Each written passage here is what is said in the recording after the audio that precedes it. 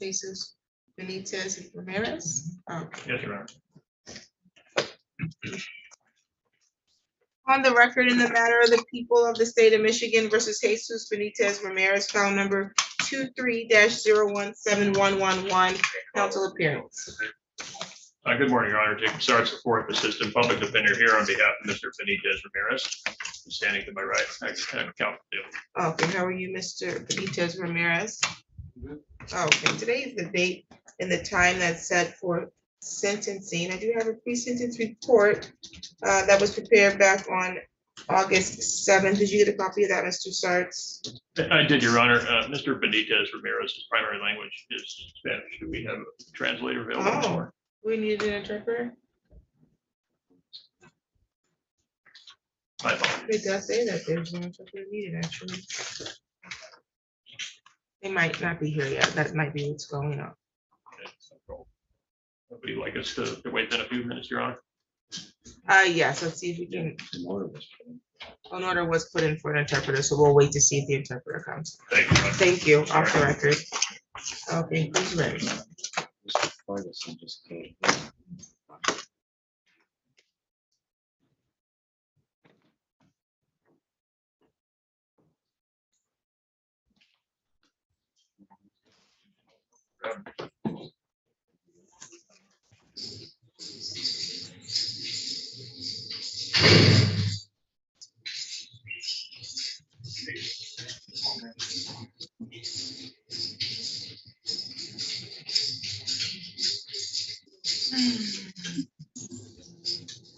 Mr. Ferguson, Hi, Your Honor. How are you today? I'm good, how are you? Well, I've not seen Mr. Stevens yet this morning. You're a little early, but some of us have a 4-page docket Yeah, and judge board's docket, so good enough for me, Judge. who's ready to go?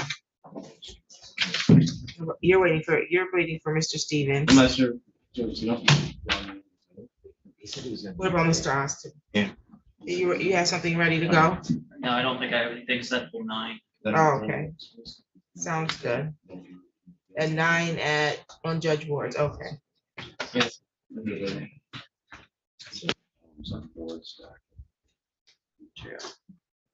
That's Ferguson's, but he needs Mr. Stevens.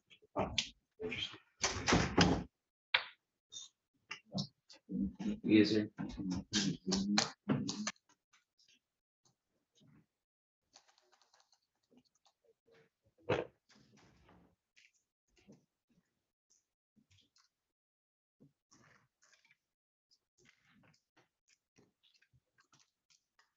This isn't plugged up, right? It is plugged up. We're not using the new one. Yeah, they're both plugged up. I don't know what the plan is. But they gotta come get one. That. Okay, yeah.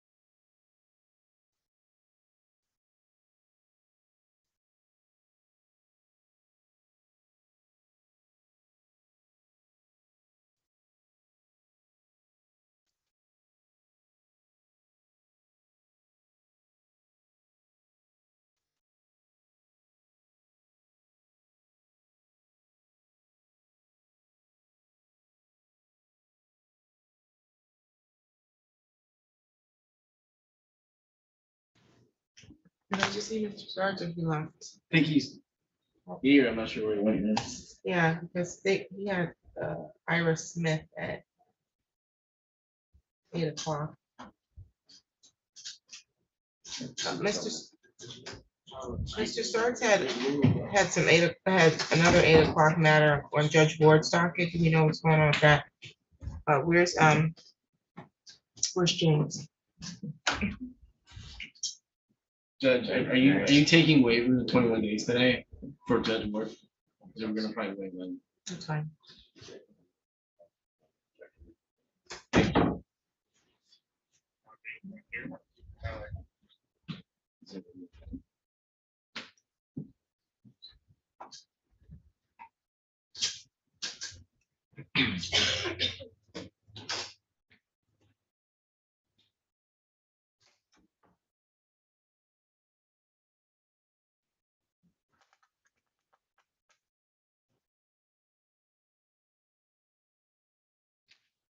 Sheila Thompson.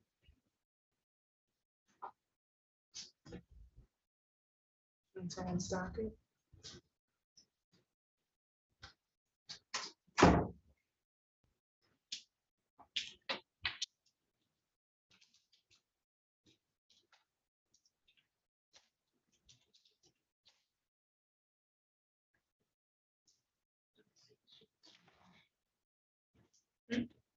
I don't see. I don't even.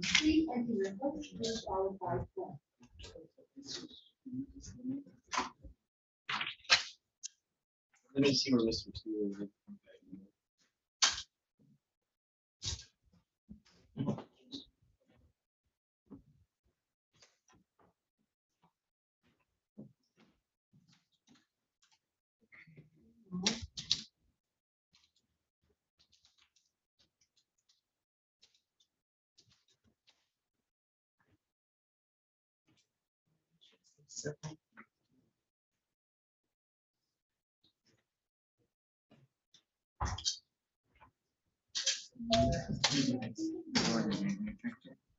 We don't have anybody from your 8 o'clock docket, so 8:30. As I understand. Mr. Finance Investigation, Mr. Allen. Yeah, but we're waiting for the prosecutor. She wants to know if anybody else in the docket. Currently, there is Mr. Jones, he's requesting a court-appointed attorney. He's here. And then. What about Ira Smith? What's that? Smith? Yeah, we can let him go. We're just gonna leave it on. Right, so. Okay, Smith so is- continue. Smith is continue, and then Jones is seeking court-appointed counsel. Yeah, Okay, did he do an intake already? I do not believe so. He arrived this morning, indicated He can come in and with the prosecutor. all right. Here's Mr. Stevens.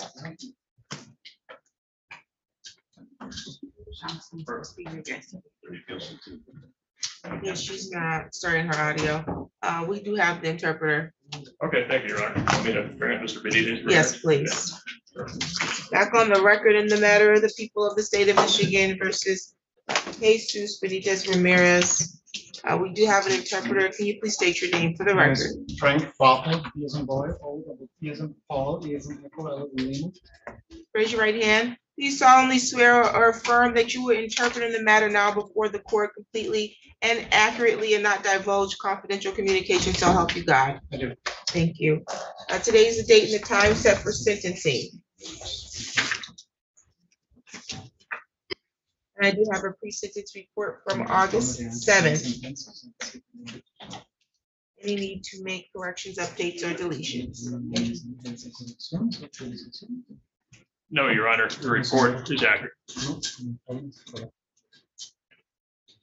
You can make allocution. Thank you, Your Honor. Respectfully, I request the court follow the recommendations from the probation department. Recommendations include 12 months of probation pursuant to MCL 7694A. Mr. Benitez Ramirez will faithfully comply with the court's orders. He has a stable job. He has stable housing. He'll comply with all of the court's orders. Respectfully, Your Honor, I request that the court follow the recommendations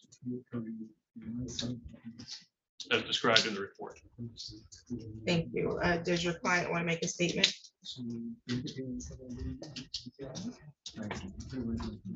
He's shaking his head no, Your Honor. Oh,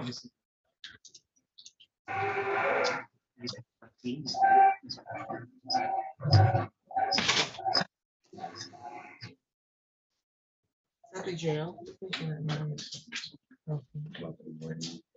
Yes, please. Okay, I've reviewed the pre-sentence report and the recommendation, as well as Mr. Benitez Ramirez, criminal history, which there is no other criminal history. The concern that the probation officer who authored the report had was that Mr. Benitez Ramirez did not appear to display any accountability for the offense. Is that true, or is that just a misunderstanding due to the language here? Your Honor, he is very sorry for what happened. Is that true? He is very remorseful. Okay. Okay, I assume that due to the language barrier, it's easy to misunderstand someone's sentiment. And so I just want to clarify that on the record. I think the recommendation is appropriate, that he would benefit from a term of probation with sentencing under 769.4A. I will also order domestic violence programming as part of that probation condition. He'll be ordered to maintain his employment.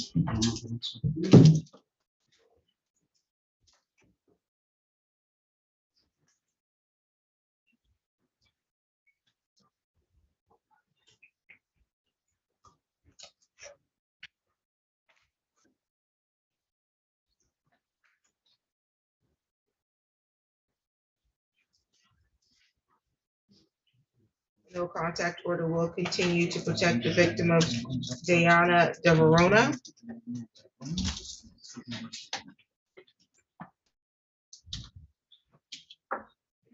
While on probation, you're not to engage in any assaultive or threatening behavior. You're not to purchase or possess a firearm, ammunition, or weapon of any kind. Not to possess alcohol, marijuana, or controlled substance unless you have a valid prescription. Do you have any questions so far? Shaking his head no, Your Honor. Okay, I need him to use his words. Thank you. We're going to be required to submit to Reading preliminary breath test and urinalysis testing. You're responsible for the fee associated with that.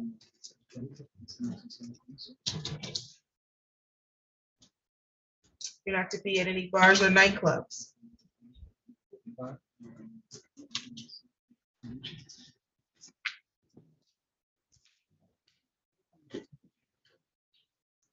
Term of probation will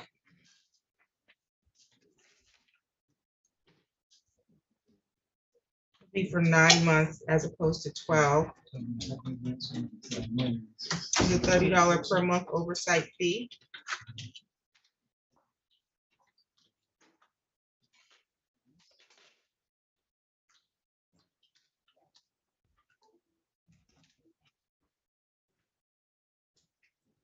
$75 crime victim rights fee that will be assessed plus a $50 state minimum cost.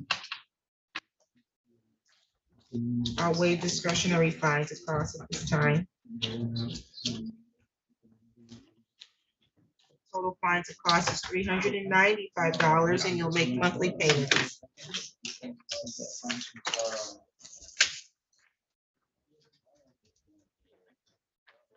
This is an advice of rights about probation and your right to request early discharge. You would have the right to request early discharge after completing half of the original time ordered if there's been no violations within the 3 months preceding your request. However, you are on probation for domestic violence, so you would not be eligible to make a request for early discharge. Do you have any questions about those rights? No. Do you have any questions about your sentence and your probation status? Your Honor, is this pursuant to 7694A, just so I'm clear? Your 769.48 is granted. Thank you. Any additional matters for the record?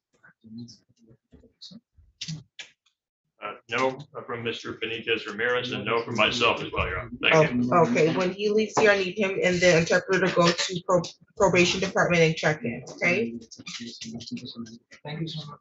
You're welcome. Okay, he's going second.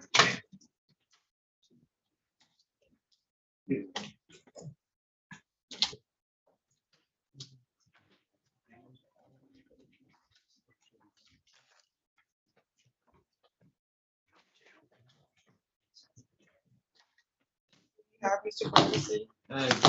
Quarry Helms, Your Honor. Is that who's in custody? Yes, Your Honor. Mr. Hallam, can you hear me? Yes, ma'am. On the record, in the matter of the people of the state of Michigan versus Daquan Hallam, file number 23-02486 FY, council appearance. Andrew Stevens on behalf of the people. Good morning, Your Honor. Assistant Public Defender Stephen Feigelson, appearing on behalf of the defendant who's present by way of video conference from the Young County Jail this morning. Thank you. Well, today's the date and the time that's set for a probable cause conference. Matter is scheduled for preliminary examination on August 25th.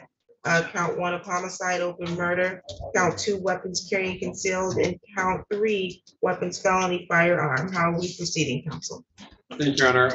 I'll certainly let Mr. Feigelson fill in some additional details. There's a couple things going, but as I understand it, Mr. Helms will be requesting an adjournment of this matter for time to review discovery. Discovery in this case, as the court can probably imagine, is pretty voluminous, including not even counting the reports, but including physical items in excess of 300 photographs, videos, and the like that I know Mr. Feigelson received within the last couple of days and has already started to receive and review. And so with that, if there's no objection to that waiver, and then I think Mr. Feigelson will just have maybe a couple other matters to put on.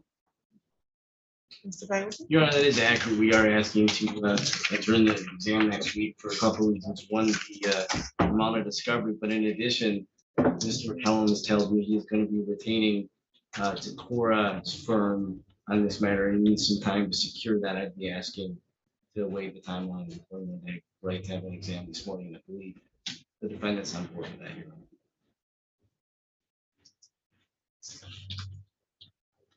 Okay, Mr. Hallam, do you understand that you have the right to have a preliminary examination in this matter within 21 days of your arraignment?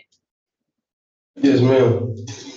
Okay, so you were arraigned on August 8th, so you have the right to have that exam within the time frame of August 25th, but due to the extensive amount of discovery, plus your request to hire Chartier and Naim Fukuza to represent you, are you willing to waive the timeline so this could be reset?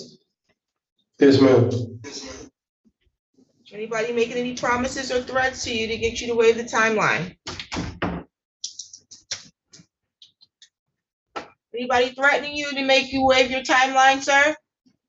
No, ma'am.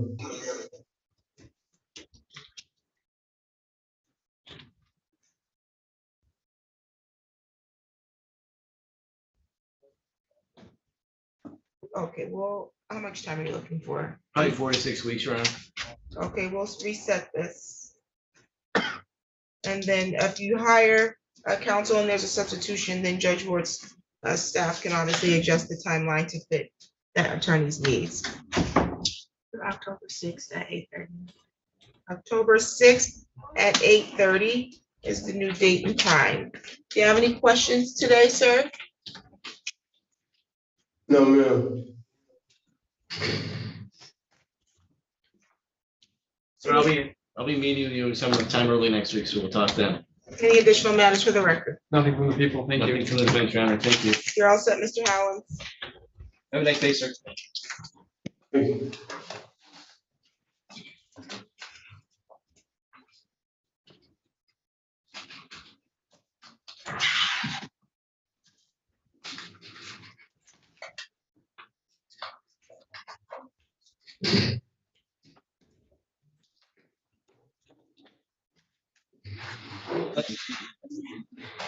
Sorry? Thank you. Oh, same to you. I'll probably see you. Sounds good, thank you. This lady's sitting here without any audio. I can't help her. Okay, anybody else ready? No? What happened? We don't know what happened to Antonio Jones or I'm assuming in blue in their courtroom, when they're in custody. Okay. I'm sorry? No, Oh, okay, ma'am. Antonio. Do you have an attorney? They're gonna do an intake, Okay. Mr. Austin is, so I think we're just gonna possibly Okay. just leave it set. Did they do the intake?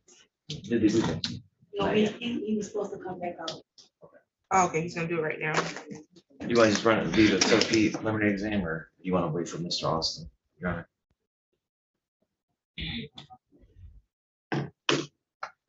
This is Jones, correct.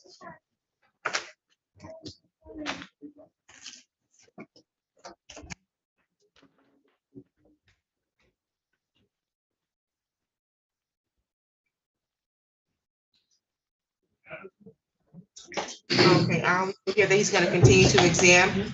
Can you have James make sure that Mr. Jones does the,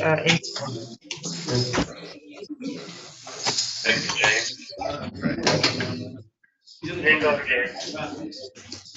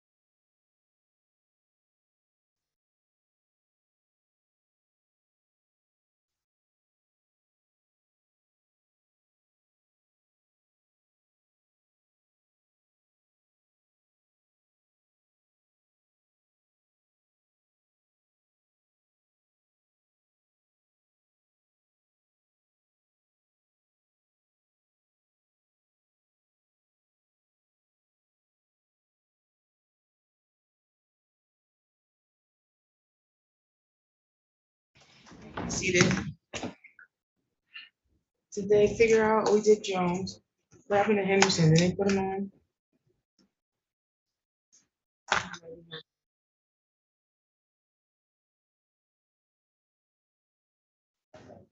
What's your name, sir?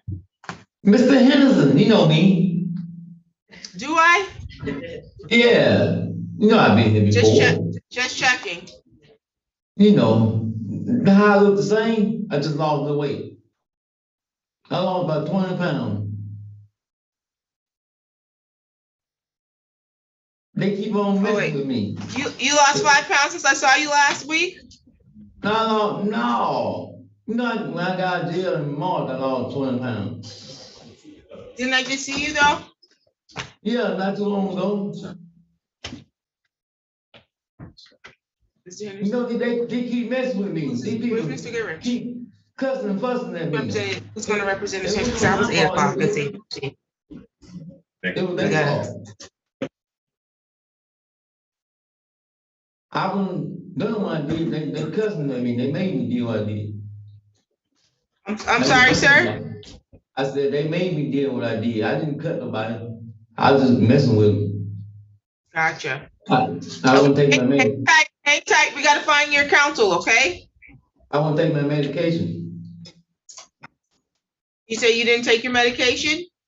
No, I've been off it. They wouldn't put me back on. I lost my driver's license. So I can That's okay, good. That's what we want. We want to hear that you're on your medication. I need to get on my medication. My blood pressure and my stuff. I mean, I lost my blood pressure, this prescription and stuff, and I had money to get it. Ms. Conley, do you happen to have Mr. Goodrich's number? Because we haven't seen him. And this was Yes, I do. Yeah, I will.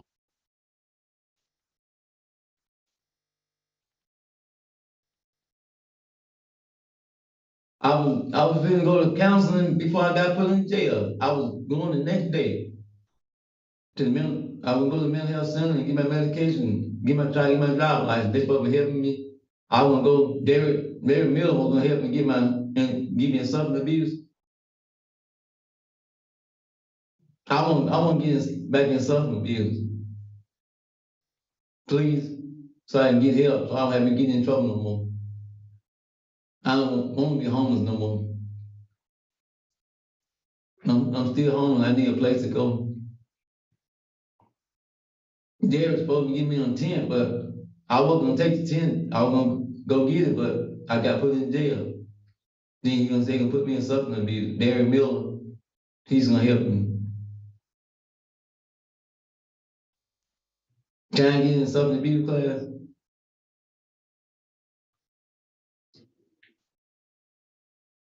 I need help. I won't get in trouble no more. I need me a place to stay. Henderson? Does your office represent Reginald Henderson at all? I have a note that it's supposed to be Goodrich, but I don't know if we see anything in JIS. Reginald?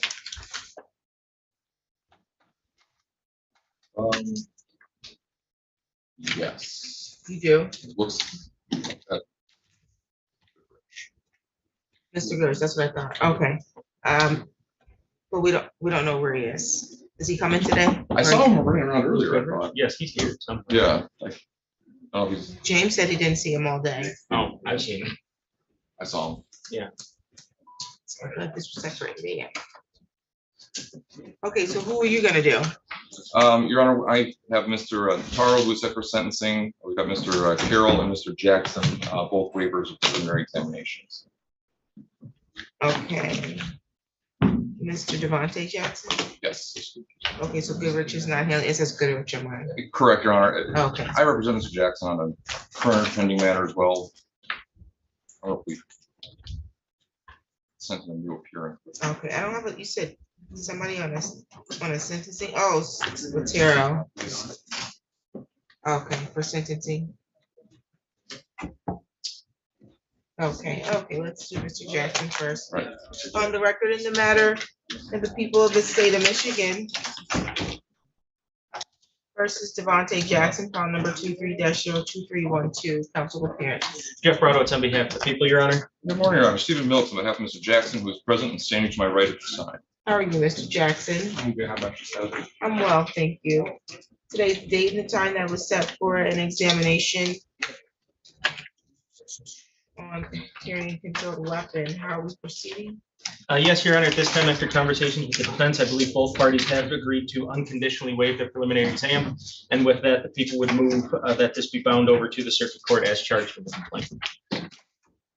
Was there an offer at all? There was no offer in district court, Your Honor. Negotiations are to continue up in circuit court.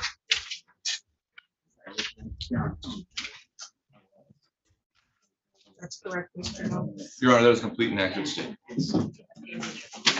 Okay, Mr. Jackson, you understand that you have the right to have a preliminary examination in the district court on this matter? You have the right at the time of your preliminary examination to require the prosecution to meet their burden, which is to establish that they have sufficient probable cause that a crime was committed and then probable cause sufficient to charge you with the crime. You understand that? You wish to unconditionally waive your examination? Anybody threatening you to get you to waive it? Any promises being made to you if you waive it? You understand the unconditional waiver means you can't come back later and decide you want to have it? Yes. Okay. There's a document there for you to sign.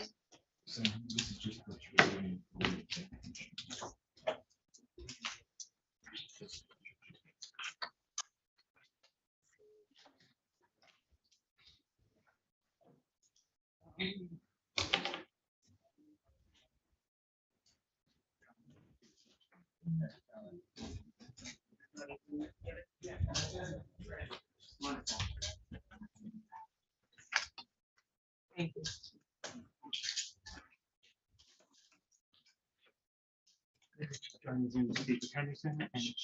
Okay. Okay, find your waiver to be made freely and voluntarily. This matter will be bound over for a bind over date of August 30th. You don't need to appear in court on August 30th. That's the date the circuit court's gonna get the file from the district court, okay? Yes, ma'am. Your next court date will be a pre-trial. Mr. Noakes will be made aware of that date. You stay in contact with him, okay? Bond was set in the amount of 5,000, 10%. That will continue. Any additional matters for the record? Nothing from the people, Your Honor. Nothing from the defense. Thank you, ma'am. Thank you. You're all set, sir. Thank you. You're welcome.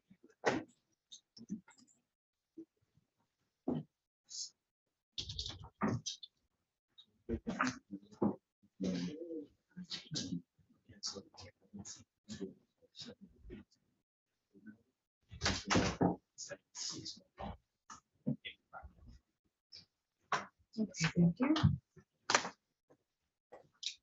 Okay, Thomas Edward Dean. Ferguson is here.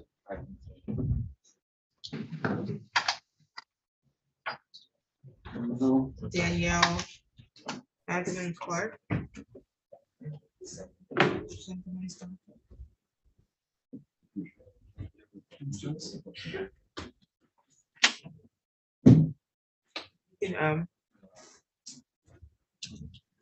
Do we find Mr. Goodrich? No.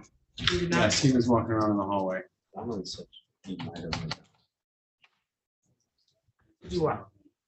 I did contact Mr. Goodrich and leave a message on his phone, Oh, but it's my understanding he's in the building. okay, well, I need him in the courtroom 4 because this was an 8 a.m. case. I have a 4-page docket today. I don't have time for hour delays. We are ready for a waiver on Dalton Carroll.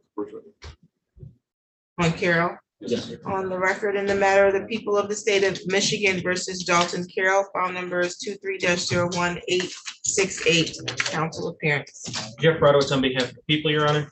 We're going to receive notes on behalf of Mr. Carroll, who is present and standing to my right at this time. Today's date and the time that's set for a preliminary examination. How are we proceeding? Yes, Your Honor, at this time, after conversations with the defense, I believe the parties have agreed to unconditionally waive the preliminary examination in this matter. And so with that, the people would move that this be bound over to circuit court as charged in the complaint where negotiations are to continue. Mr. Mel. Your Honor, that is a complete and accurate statement. I think it's also important for the record that by waiving the preliminary examination, people are not seeking to include an additional count 3 of felony firearm. Is that accurate? Yes, Your Honor.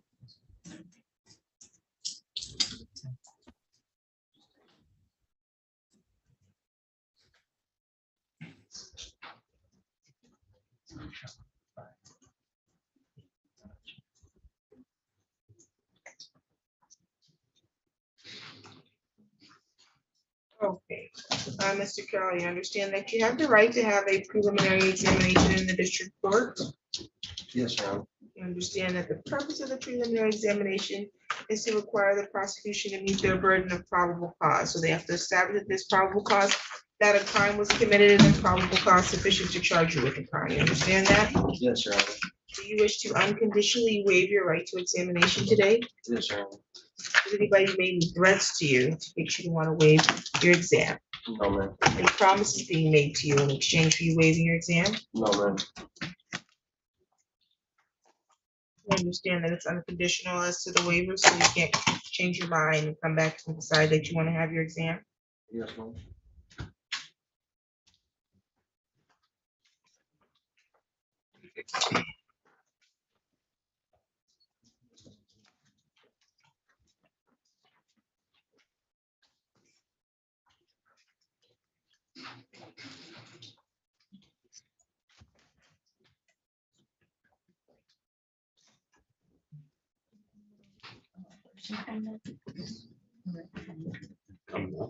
Is he downstairs?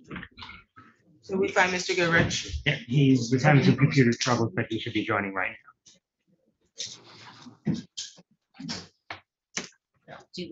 Yes.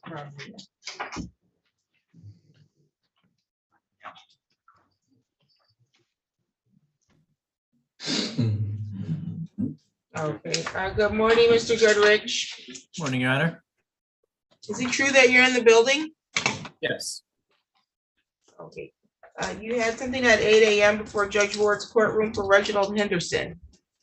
Yes, I do need to speak with Mr. Henderson.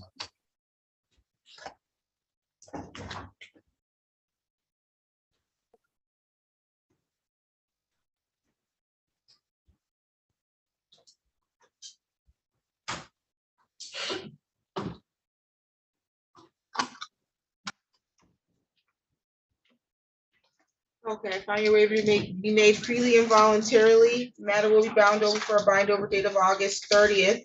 You do not need to appear in court on August 30th. That's the date the circuit court's gonna get the file from the district court, okay? Yes, ma'am. Your next court date's gonna be a pre-trial, so you and your attorney will be made aware of that date, okay? Yes, ma'am. Okay, bond was set at 3,000. Personal recognizance that will continue. Any additional matters for the record? Nothing from the people, Your Honor. Not from the defense, thank you. You're all set, sir. Thank you. Okay, we have next. Knox was ready. Taro.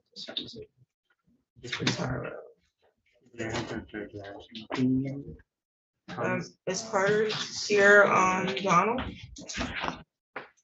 Is Donald here? Okay, you're just looking for Carter. We're ready on the sentencing too. Okay, on the record in the matter of the people of the state of Michigan versus George Louis Spataro, file number 23-01248, council appearance. Jeff Rodowitz on behalf of the people, Your Honor. And good morning again, Your Honor. Stephen Milks on behalf of Mr. Furtado, who is present and standing to my right at this time. Today's the date. Set for sentencing, I do have a pre-sentence report and recommendation. The report was prepared back on August 11th. Did you get a copy of that, Mr. Mills? Yes, Your Honor, we do get a copy of that, and Mr. Furtado and I did have an opportunity to review that report, go over that. And we do have some minor corrections to make to the body of that report. Okay, you can do so at this time. Thank you, Your Honor. Your Honor, the only thing we'd like to include is the plea offer, I don't think was actually listed in the pre-sentence investigation report, which was an agreement to 7694A, as well as a kill roof for no upfront jail. I just didn't see that included in the report, and considering the recommendations were silent at 7694A, I think that's something important to include here.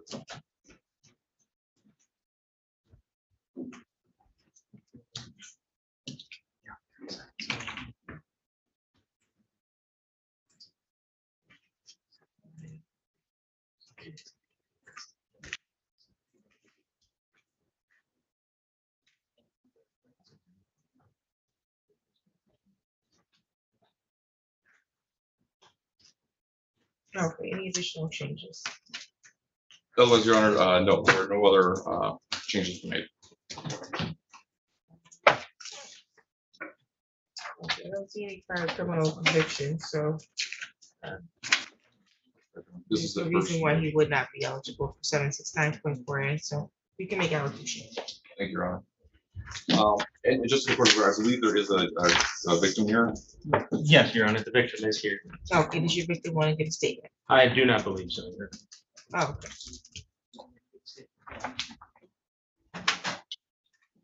It's just my brother, and I wish this would. What's your name? Linda Spataro. Thank you. Okay, you can continue with your statement. Yes, he is my brother. I'm sorry this happened. I wish that he didn't do this in front of a child. I would like my TV, the stuff he destroyed. He destroyed my TV. He did my TV stand, and he also did my DVD when he threw me onto it. Okay. Let's see. It says that the defendant purchased a replacement. If TV is approved, third-party contact is allowed. Was the TV approved? We have had some brief conversation about this, Your Honor. I have had no indication that it has been approved. I will leave it to Mr. Mills. They, per the court's order, he was allowed to have third-party contact. It was through his niece, her daughter, his niece. He still has the TV. They haven't been able to arrange a time for him to drop it off. This just requires coordination of schedules. He does have that. It's my understanding that the total requested restitution, I believe, is $500.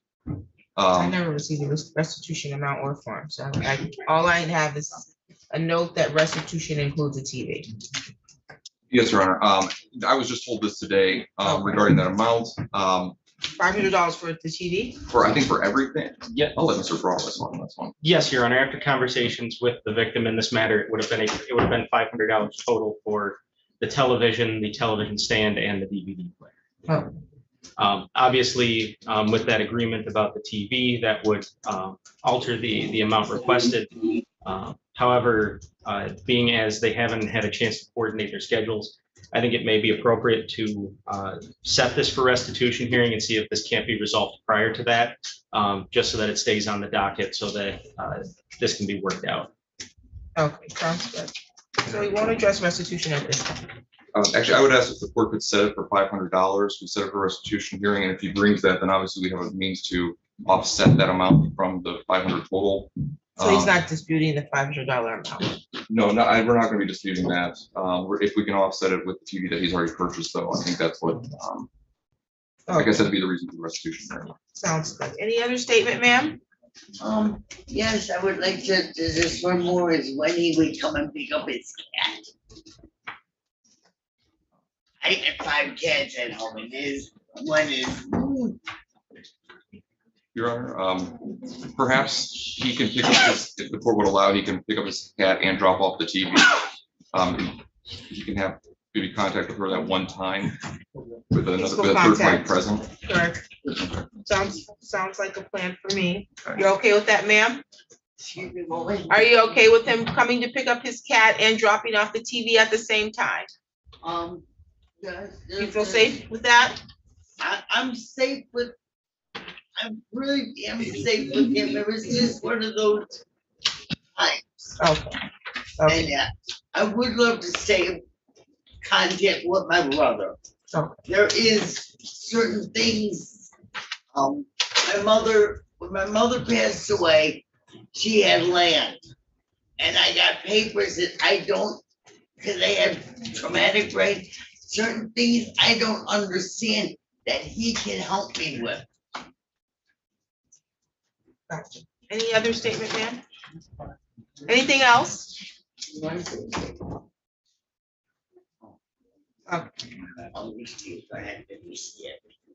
Okay, sounds good. Okay, any other allocution, counsel? Thank you very much, Your Honor. I think that's an equitable remedy, and I think that's one here. I can say, Your Honor,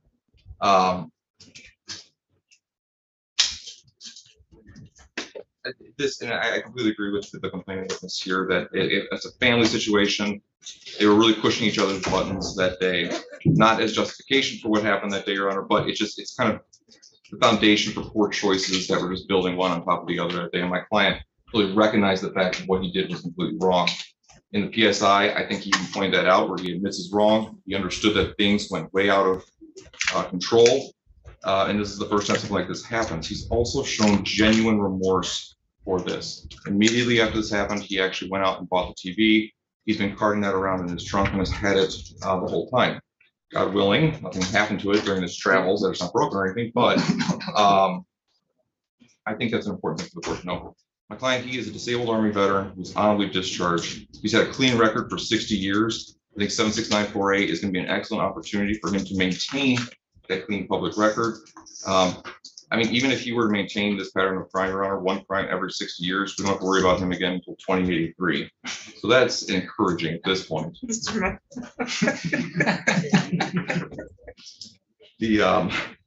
Finally, Your Honor, he is on a fixed income and he's got some transportation mobility issues. My concern is that for traveling for classes, traveling for testing, is going to be a little bit of a hardship. He does have a vehicle. It needs repairs, new battery. He can drive. It's just there's some limitations. He's on a fixed income. At times he will need a walker for assistance. Considering what the victim has said, considering this whole circumstances here, I don't know if anger management is necessary. My client understands that may be required and he's willing to do so. But considering all the surrounding circumstances, I don't know if the court would consider even 8 months of a reporting probation, fines and costs, just no assault behavior, staying out of trouble, just monitoring, make sure he doesn't get in trouble from here forward. Obviously, he will do whatever this court orders. But I'm positive this is going to be a moment where he's going to look back on it and just really regret it, but he'll be able to move forward without us seeing it again. So if there's anything further, though, I'd like to leave with my client. Thank you very much. Mr. Yes. Do you want to make a statement? Yes. I do want to apologize to my sister. It was just a bad situation the whole time with everything that was going on between her losing her husband and me losing my apartment. And it just one bad night. So all this happened when there was a loss in the family and you lost your apartment and some heated interactions took place. Yes. Because I'm trying to understand, how do we get to the point where a brother is assaulting his sister in front of a 7-year-old and then punching a TV 6 times? That's explosive. Yeah, there was alcohol involved. And that's what I figured. It went completely sideways. An argument turned into hands on, and then hands got into pushing and shoving, and then it got into even heavier, which was stupid on my part. I was raised better than touching, especially my sister. Very good. Any other statement you'd like to make? No, I do apologize for everything. The apology is owed to your sister. Not Yes, to me. I have tried many times, but we can't talk on the phone. Gotcha. But I think she heard your apology here today. She's requested that the no contact order be lifted. You're a brother. There's family issues that need to be resolved that she needs your assistance on. But even if there weren't family issues, their siblings need each other, and not so that they can fight with each other. You should be protecting her. Exactly. Not causing her harm. I understand. And you should be a positive role model for the 7-year-old niece that's sitting next to her. That was a total unfortunate. Who stated in court that she's fearful to even speak right now. She shouldn't even have to be here. That's foolishness. Nonetheless, I've reviewed the pre-sentence report and your prior criminal history. You don't have any other convictions. According to Mr. Mills, we won't have anything else to worry about if you continue on this pattern. So I think that a term of probation with 769.4A is appropriate. I will adopt the recommendation of probation. While on probation, you are not to engage in any assaultive or threatening behavior. You understand that? Yes. You're not to possess or purchase a firearm, ammunition, or weapon of any kind. Do you understand that? Yes. You're not to use or possess alcohol, marijuana, or controlled substance unless you have a valid prescription. You understand that? Yes. I am going to order that you participate in random preliminary breath testing. And then if we don't have any issues within 90 days, then I'll let that testing be dropped, okay? Yes.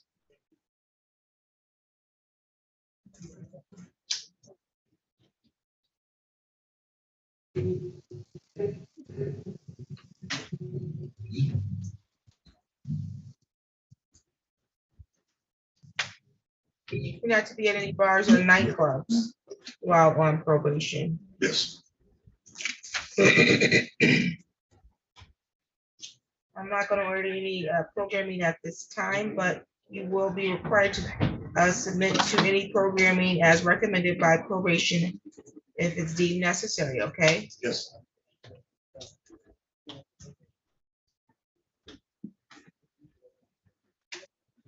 There's a $75 crime victim rights that will be assessed, plus a $50 state minimum cost that will also be assessed. You are gonna be 8 months probation. There's a $30 per month oversight fee that you're responsible for while you're on probation. Probation oversights will be $240. I'm gonna waive discretionary fines and costs. And I'm also gonna order $500 in restitution. It's a total of $865. Of course, that restitution can be offset if the TV is acceptable, okay?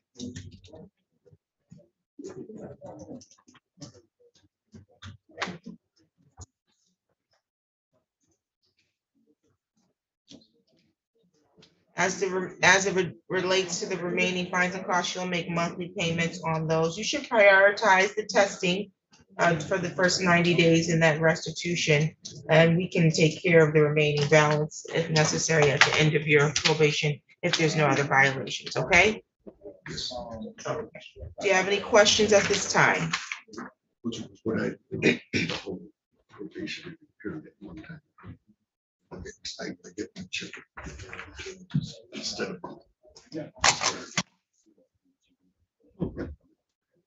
Your Honor, if it's okay, could we set this for a restitution hearing, just for purposes of offsetting, so just have it like in 3 weeks or a month or whatever's easiest. Maybe we don't even need to put anything on the record, but. That's fine. We can set this for restitution hearing. And we'll make sure that amount is addressed. Lastly, there's an advice of rights as to probation early discharge. It says you have been sentenced to a term of probation in the 54A District Court. The probation conditions have been individually tailored, excuse me, and are specific to address your assessed risks and needs. Except for cases of domestic violence, criminal sex crimes, stalking offenses, or an offense where the defense of guilty but mentally ill was asserted, you may be eligible for early discharge from probation.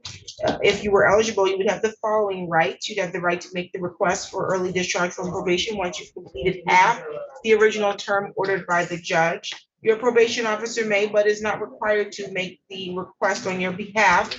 And they would need to submit a copy of that request for early discharge to the prosecuting attorney. The prosecuting attorney would have 14 days from receipt of that request to file any objections. You could make your own request if you were eligible for early discharge. You would need to serve a copy of your request on probation and then also on the prosecuting attorney. The prosecuting attorney will then have 14 days from receipt of your request to file any objections. If the matter was set for hearing to address the request for early discharge, you would have the right to hire an attorney to represent you. You do not have the right to court-appointed counsel for any request for early discharge from probation. You are, however, on probation or aggravated domestic violence, so you would not be eligible to make a request for early discharge. Do you understand that? Yes. Okay, do you have any questions about your probation terms at this time? No, ma'am. Okay, can I have a restitution hearing date? September 7th at 8:30 will be the date for the restitution hearing. We'll get you a copy of that date. And you can appear via Zoom if you're able to, okay? Yes. You don't have to, you can appear in person if that's the best way for you to appear in court, okay? Yes. Any additional matters for the record today, counsel? Nothing from the people, Your Honor. Nothing from the defense, thank you. Okay, good luck to you, Mr. Pastor. Satora. Thank you.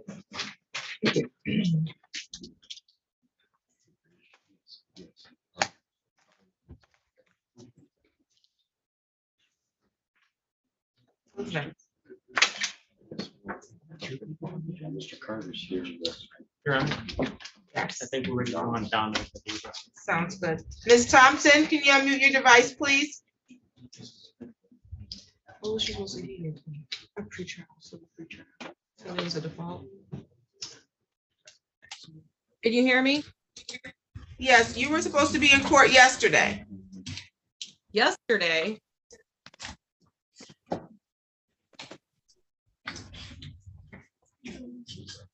I called and they said it was set for Friday, the 16th. You should have gotten a notice to appear. Your notice to appear told you what to do. I'm sorry? It's the 18th. And then I Yeah, talked to. and today's the I called 18th. Today's the 18th, not the 16th. Oh, gosh. So I was supposed to be there yesterday morning. What happened? You need to contact civil to see what happened and see if there was a default, you would need to request or file a motion to set aside the default. I'm not sure what happened, so you need to call the civil department, okay? I called the civil department. Yes, Okay. call the civil department, let them know that you missed your court date. And you need to know if there was a default entered, and if so, you want to file a motion to set aside the default. Okay, thank you. I'm so sorry, Your Honor. No worries. I must have read that wrong. I Okay, really, thank you. thank you. You're welcome. Okay, you said you were ready on Donald.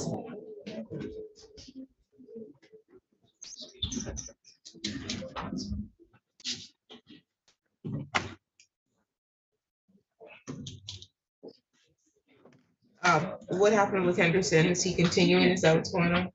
Mr. Goodrich? Anderson, yes, we want to just leave that set for next week. I don't know if the court wants to go on the record. He's not here. He's in jail. No, he was on my Zoom. He's not anymore. Told him to stay in the room until we got. Yeah, they probably brought him out, so. We'll just, he'll continue to examine.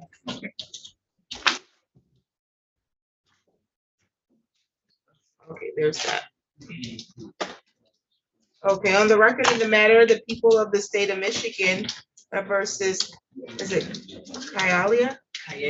Kayala, Donald, file number 23-02311, council appearance. Jeff Brodowitz on behalf of the people, Your Honor. And please, the court, David B. Carter Jr. on behalf of Ms. Donaldson, who is present standing at council table. Okay, today's the date and the time that's set for a preliminary examination. How are we proceeding? Yes, Your Honor, at this time, after conversations with defense counsel, I believe the parties have agreed to unconditionally waive their right to a preliminary examination in this matter. And so with that, people would move that this be found over to circuit court as charged in the complaint. Mr. Carter? Thank you, Your Honor. I've had the opportunity to discuss this matter with Ms. Donald. I've also had the opportunity to discuss with her what a preliminary exam is.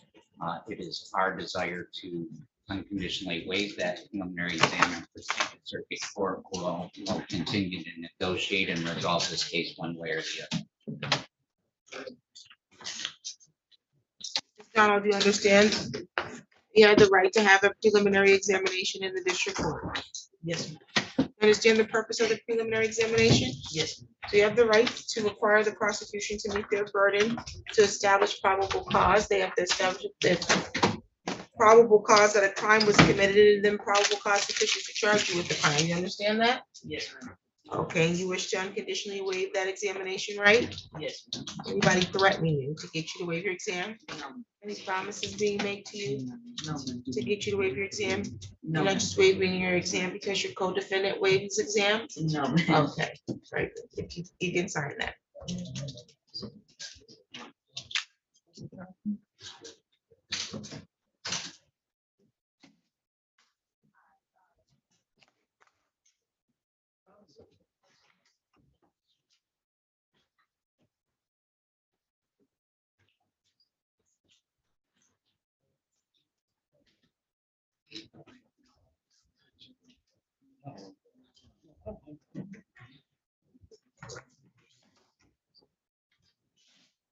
you. Okay, your bind over date is gonna be August 30th. That's the date the circuit court will get the file from the district court. You do not need to appear at the circuit court on August 30th, okay?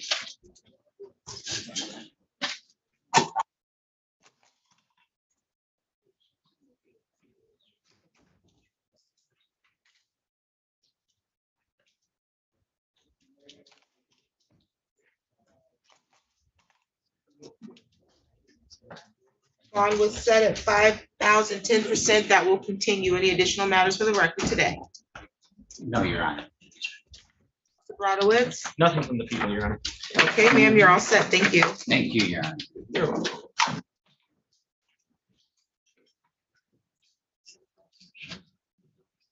It was a step to adjourn for Coons, correct? Mr. Etheridge is here with Sean Trudnick. Yeah. No, I need to see if my officer's here. Trudnick is here.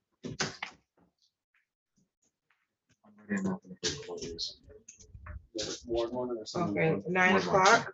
And then I have another ward one that could probably go because the defendant's not here. And it's gonna be 9.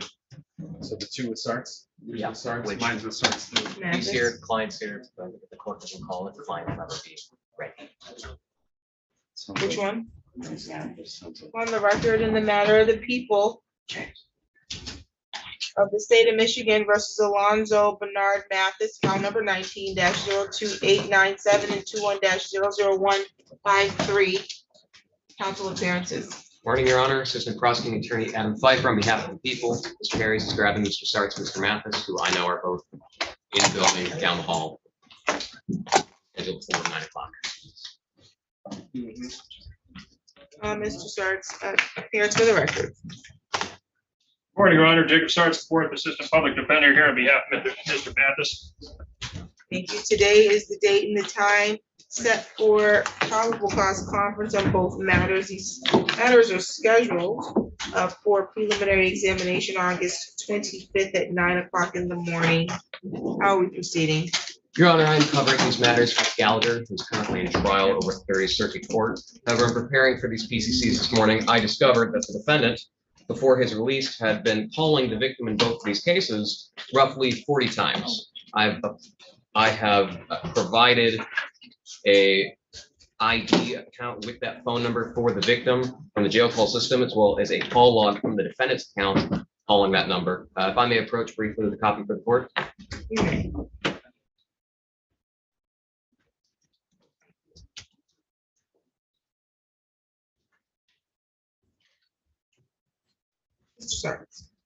Thank you, Your Honor. Respectfully, of course, this is all news to me this morning when I walked in for the probable cause conference. Mr. Mathis requests his preliminary examination. To the best of my knowledge, Mr. Pfeiffer still hasn't even filed an allegation of a PA 53 yet. This is discovery that has just been turned over to me. These are just allegations at this point. I haven't had the time to investigate whether these numbers are accurate, whether there's any merit to the claim that these numbers are connected in any way, shape, or form. Your Honor, respectfully, we have the preliminary examination a week from now. If Prosecutor Pfeiffer intends to follow up and file the paperwork and then also turn over the rest of the discovery that relates to these types of allegations. Your Honor, we have the preliminary examination in a week. We can address the issues at that point. Mr. Mathis was in custody. He had to put together the funds for a significant cash bond. He just got out.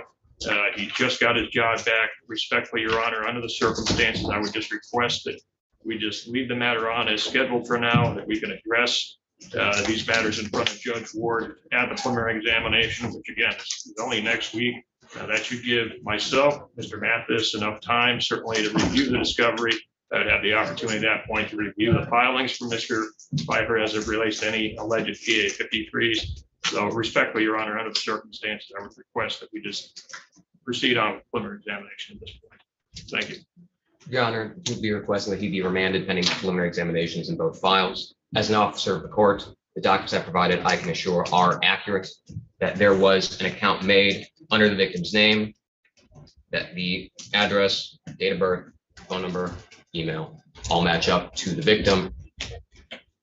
Our office is able to independently confirm through the care program that that number does belong to the victim. I discovered this morning, and the fact that the defendant chose not to inform his attorney about these calls is not the fault of the people. Because before this morning, one person in this courtroom knew that these calls were made, and that was the defendant. I would ask that he be remanded, as I believe that is appropriate given his actions. He's on GPS tether. Yes. Has there been any violations of the tether? Your Honor, I simply don't know. All I know is that he was calling her, and I believe he had her bond him out. Sorry, I believe he had the victim bond him what out. makes you believe that? The content of the calls that I listened to. So Sergeant, you want to address that? Thank you, Your Honor. Again, these are just allegations at this point. I don't appreciate Mr. Piper commenting on potentially any hypothetical confidential conversations between defense counsel, certainly. That's his opinion. That's his opinion only, Your Honor, as relates to those types of issues. It's not appreciated for a prosecutor to comment on something along those lines. But in terms of these allegations, Your Honor, they are just allegations at this point. Respectfully, the prelim is a week from now. I would just simply request that we just leave the matter on as scheduled. It's certainly in front of Judge Ward. We can address all these matters, including the preliminary examination next week. Thank you. Okay, what was the confidential conversation? Well, It said based on communications that he overheard. Mr. Piper commenting about me having a conversation with counsel or Oh, referring you mean to. about him telling Yes. you, gotcha, Yeah. I get that. in I my- thought you were responding to the conversation No. or the Your Honor, I bond don't think issue. it's, I just don't think it's appropriate for a prosecutor to comment on what could be confidential communications, whatever they are, between defense counsel and his client in that manner, in this manner. That's I think that the concern was that you stated this was news to you, that you were not This is aware. news to me. Okay. Especially as it relates to this discovery, which just got turned over to me this morning. Okay. Your Honor, one Yes, sir. thing I would like to verify, because I just looked it up. I can confirm this was the victim using it. She used her own credit card on this account. Okay. She used her own credit card? Yep. For the bond? Oh, She used her credit card on the orders that were made from that call account that he was calling 40 times. oh, okay, sounds good. Well, let's see, what the bond conditions were here. Maybe he wasn't advised that he could have contact directly or indirectly. I have here, PA 53 in each file, says that you're not to have contact directly or indirectly with Jasmine Davies. You're not to be within 2,000 feet of her. You're supposed to be on GPS tether with victim notification, but if you're in contact, I don't think the notification is probably meaningful. That's in file number 19-02897. The other bond condition, same thing, not to be in contact directly or indirectly with the alleged victim, not to be within 2,000 feet. And so the allegation, sir, is that you violated your bond conditions by being in direct contact with the alleged victim. So you'd have the right to have a contested hearing. You have the right to be represented by your attorney at that hearing. And then you'd have the right to have the prosecutor bring evidence to support the violation at the time of that hearing. If you are found to be in violation, your bond can be revoked pending the entirety of this prosecution. You can also be sentenced to a violation or a contempt of court order, which is punishable with a maximum penalty of 90 days in jail and or $7,500 in fines. That's a violation on each file. You understand that? Do you have any questions about that?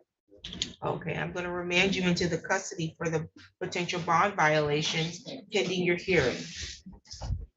Okay.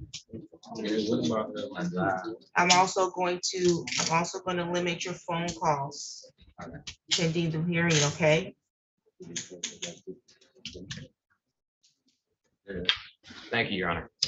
Any additional matters for the record? Not from the people. I get a credit like I missed the whole week. I work at my warehouse. I missed the whole week last week. Thank you. back in your good. Well, I'm not sure what you're asking me. Like, no, like work release or anything I can. Oh, no, I'm not giving you any work release. You're being remanded for a bond violation for allegation of over 30 phone calls to the victim that you were told twice you're not supposed to be in contact with. These are allegations. You probably don't want to speak on them right now because you don't want to say anything that could be used against you, okay? Nothing you can. Oh, Like, there is I something I wanted can to- do. I made the decision. This is not a negotiation. Oh, okay. Oh, I'm yeah. sorry, Hi. I'm sorry. Jacob, don't go to, because I think we're gonna call your next one.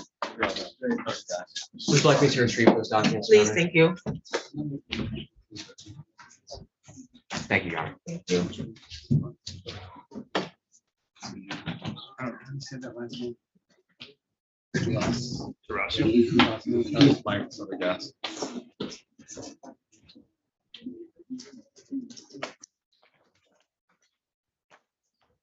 Which matter are we doing now? Terrasium, it's a ward case at scheduled for 9. Okay, perfect.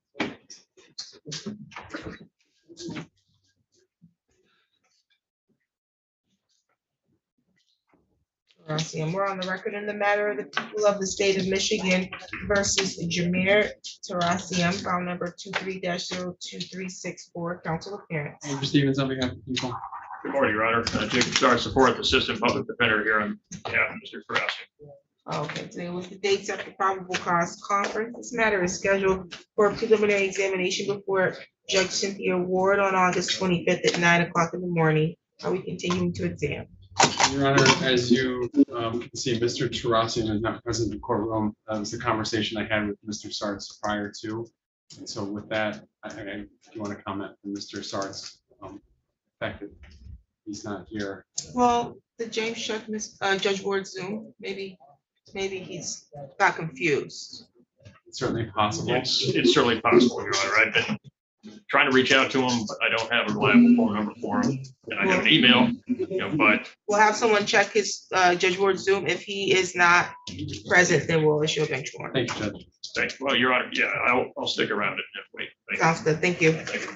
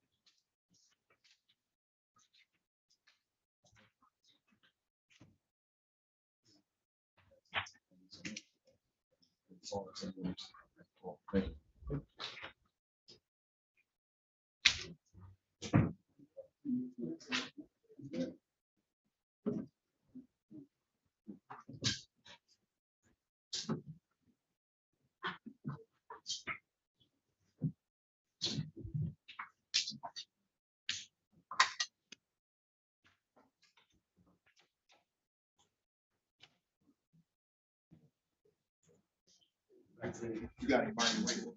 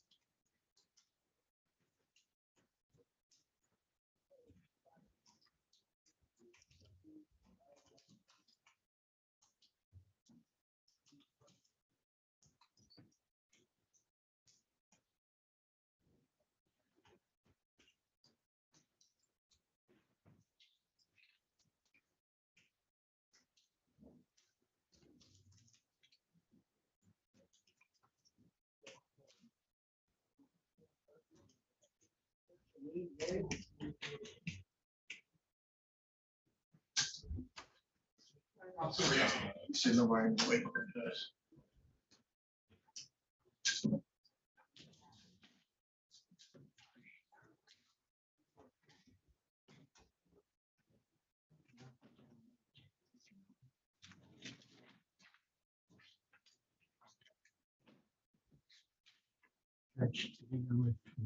Generally from the jail, it's a mountain. So I believe it's everything.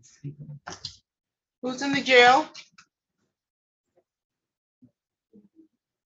Who's in the jail? Can you hear me? You're cutting it off. Okay, he said it's cutting it out. Someone's got to call the jail. Can you hear me now? Yes, ma'am. What is your name? Well, no. Okay, that's Mr. Goodrich's client. Mr. Goodrich, I'll add him to room 4. Okay, thank you. No problem. I don't think I have a prosecutor here. Fine, I'll find the prosecutor. Okay, Mr. Goodrich, you're already in room 4. Okay, I'm having problems finding room 4. I'll move you to room 1. Okay, thank you. No problem. Is there a particular prosecutor we need? Well, I just don't have any prosecutor. I know I need an assistant attorney general for one of these cases, and then I don't see an assistant attorney general. And then I'm sorry. Morning, Judge. My name's Danielle Hageman Clark. Oh. I'm sitting in for the Assistant Attorney General, LaDonna Logan. This is for the probable cause conference at 9:30. Yeah.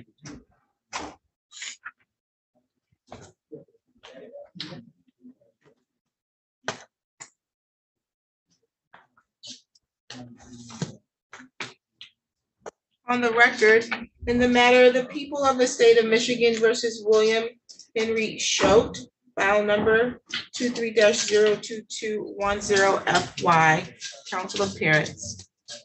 Good morning, Your Honor. Danielle Hageman Clark on behalf of the people. Good morning, Your Honor. David Coleman appearing on behalf of Mr. Choate. He is here seated next to me. Okay, today was the date and the time that was set for a probable cause conference. The matter is, I'm sorry, it was set for preliminary examination. I stated I would treat this as a probable cause conference. We do need to address the timeline. My understanding is that there is amount of discovery that needed to be turned over and reviewed. And then we have a number of co-defendants, and we're trying to reset some of these to run these exams in tandem so that I don't have to have 16 exams with the same content. I think I mentioned at the last hearing that this would likely be reset to October 12th, Mr. Coleman. That works for your schedule? Actually, let me look, Judge. I'm gone that entire week, Judge. And I think another issue too is I anticipate filing some motions here in the next couple of weeks that will be raising some constitutional issues. And obviously that's going to take time and briefing and for a proper response from the Attorney General's office. So I'm not sure October 12th. Well, I'll leave it to the court's discretion, but I just want to alert the court that we're contemplating within the next couple of weeks filing some motions. Okay. I'll note that here in the file that there's some motions that'll be forthcoming. And so you're seeking to waive the timeline so that you Yes. can file those motions? Okay. Yes, And Mr. absolutely. Mr. Schultz been advised of his right to have an examination within 21 days of his arraignment? Yes, he understands the timelines and he is here prepared to waive that timeline also, Your Honor. Is that correct, Mr. Schultz? That it is. Okay. So you're willing to waive the timeline so this can be reset? No one's making any promises or threats to you to go beyond the 21-day timeline? That's correct. That is correct. Okay, thank you. Okay, so what we'll do is, you're not available October 12th. We'll get you Yeah. another date and Okay. then you'll file your motion, so we'll adjust the timeline as necessary. All right. And Your Honor, should I contact your office to get a motion hearing date, or how do you want me to just put it to be set by the court? How do you want me to handle that? Well, just because of your schedule, you probably should call in advance to get a date. Plus, we're getting pretty inundated, so we want to make sure we can get you a date that works. Absolutely. Will do. Thank you, Judge. November 2nd at 10. November 2nd at 10 work for you for a next court date? Yes, it does, Your Honor. Okay, that's going to be scheduled as a preliminary examination at this time. We'll adjust the date as necessary. Any response or objection to that date from the Attorney General's office? No. Okay. And Your Honor, Time was set you did say 10 a.m. Is that correct? 10 o'clock in the morning, and Okay. if we're running an exam, of course, that's in person at the court. Yes. I did have bond set at 1,000 personal recognizance. We did receive at least one request for travel. That Yes. was approved. Yes, Your Honor. My client does on a pretty routine basis travel just over the state line into Ohio or Indiana, and a couple of feed, like he's either making deliveries or picking up machine parts, feed, all the usual types of things you do for a farming operation. So that's why I asked the magistrate for an exception for that, and I believe it was granted. So I would ask that just be continued. Thank you.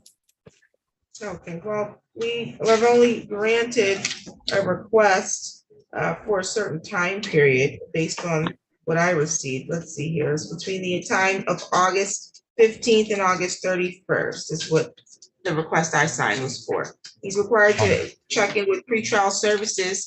And again, he's not allowed to travel without prior approval of the court. So he still needs to make a request before traveling. Well, Your Honor, this is something that happens once or twice a week. Are you saying we need to call every single time, or I guess I would for a ask. 2-week period. This request extends for a 2-week period of time. Right. And so he would need to make another request. This is exactly what I'm asking. For what I'm Okay. stating. All right, well, so should we request a period of time again because Your Honor. Your request needs to consistent with the previous request. You can make a request through pretrial services. You'll indicate what the purpose of the traveling is for, and then the court can review the request. All right, will do. Thank you, Judge. Thank you. Any additional matters for the record today? Not from us, Judge. Anything from the Attorney General's office? No, Judge. Thank you. Okay, you're all set. Thank you. All right, thanks, Judge. Bye-bye. Bye.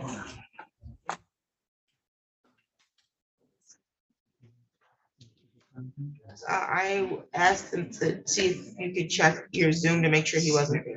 Okay. It's gonna be a big one. Apologize, I thought you'd been. Oh, no problem.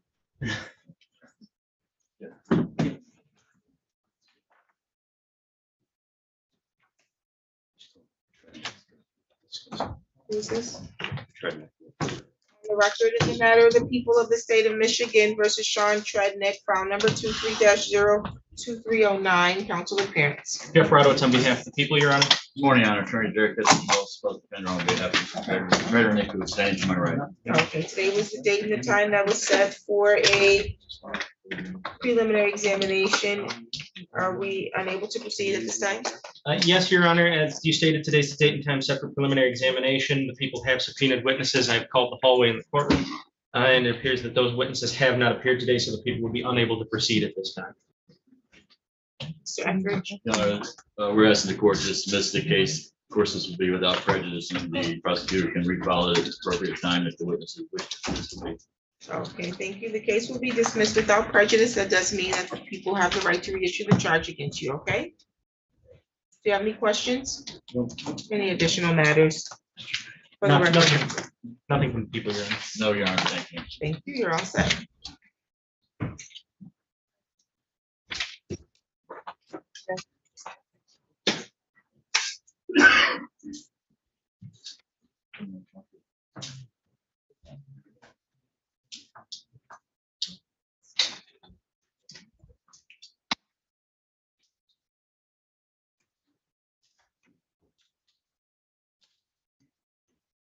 Still put Mr. Melton, we're gonna leave it set. Then just like Mr. Anderson.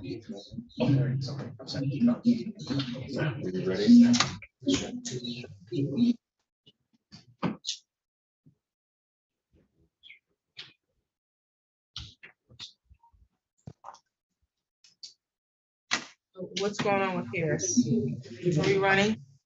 Mr. Alex Harris. No, Your Honor. Your Honor, on that case, I just wanted to address a bond issue, and then we're gonna do a petition for forensics. Okay. He's in the hallway whenever we want to go. Okay, sounds good. Okay, Melton. On the record in the matter of the people of the state of Michigan versus Glenn Melton, file number 21-00794, council appearance. Andrew Stevens on behalf of the people. And Luke Goodrich from the Public Defender's Office here to represent Mr. Melton, who is appearing over Polycom from the jail today. Okay, today is the date and the time that was set for probable cause conference. The matter is scheduled for preliminary examination on August 25th at 9 a.m. How are we proceeding? Your Honor, we would just like to leave the matter set for preliminary exam. Okay, the matter will continue to exam in person before Judge Ward, August 25th. Any additional matters today for the record? No, Your Honor, thank you. Thank you. You're all set, Mr. Melton.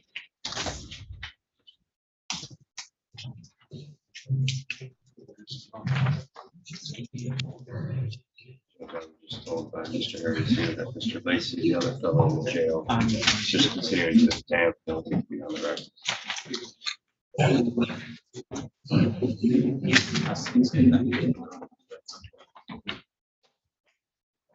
Miss Donnelly was here with Larson.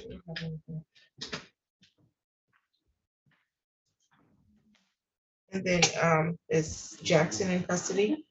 Yes, that one's gonna be a plea. Okay. Okay, we can do Mr. Harris and then bring Mr. Jackson. Let me get it here. Mr. Harris, your case. Find it.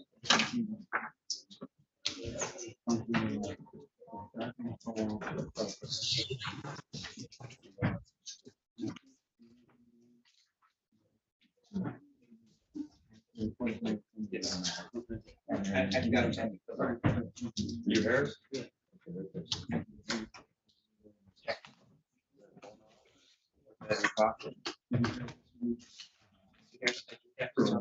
After we're done, this is what you're going to.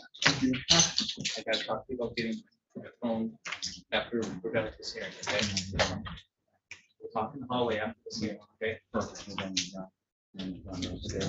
On the record, in the matter of the people of the state of Michigan versus Alex Harris, file number 23-02328, council appearance.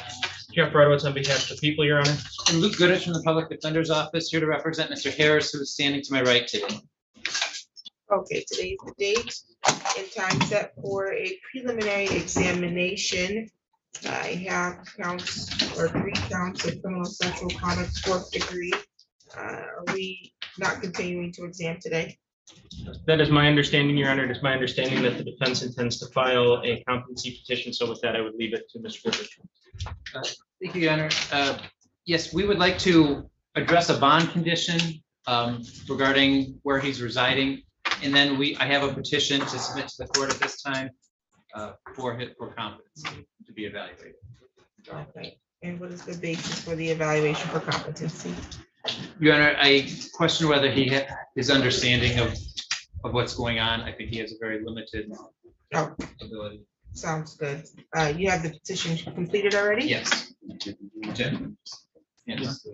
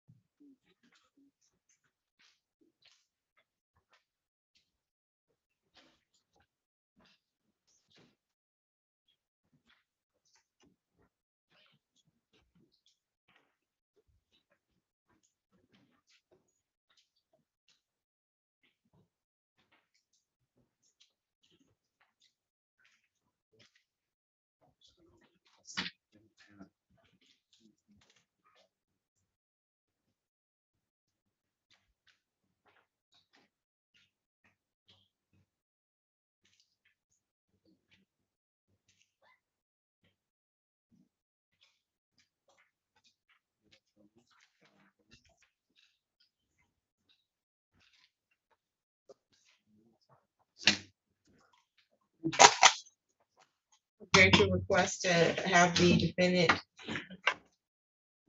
evaluated to determine his competency to stand trial. Due to that, I'll find good cause to go beyond the 21-day timeline for the examination.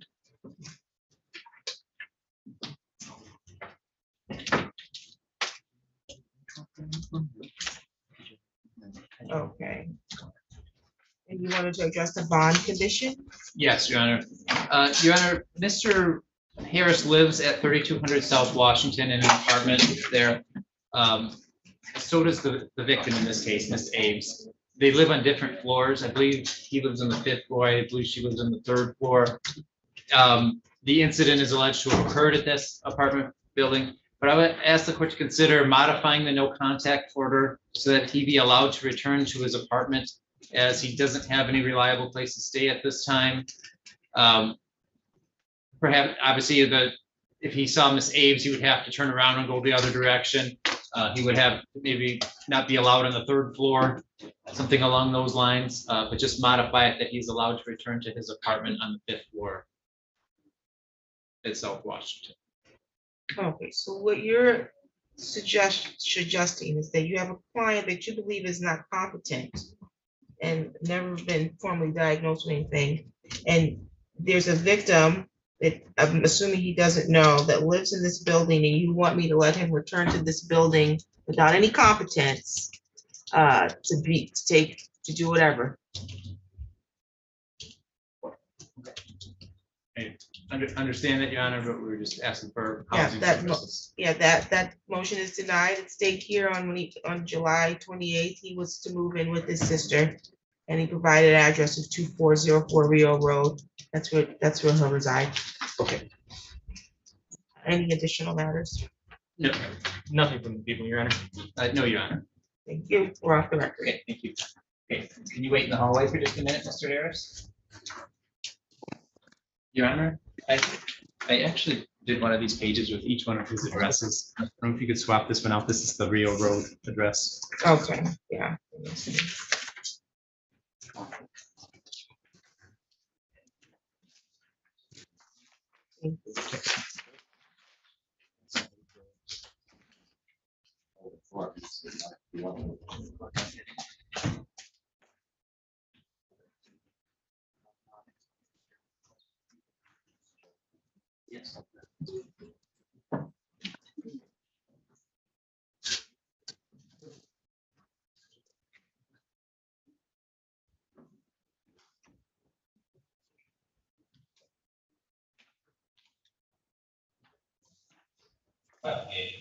Who's in the jail? Do we know?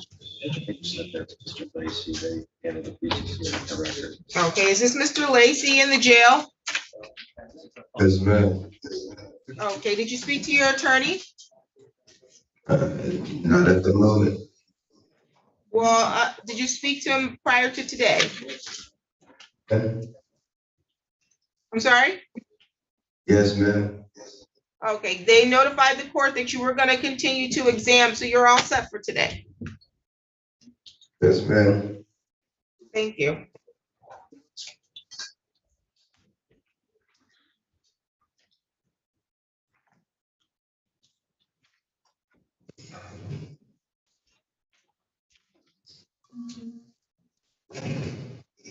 You can let the deputy know you're all set.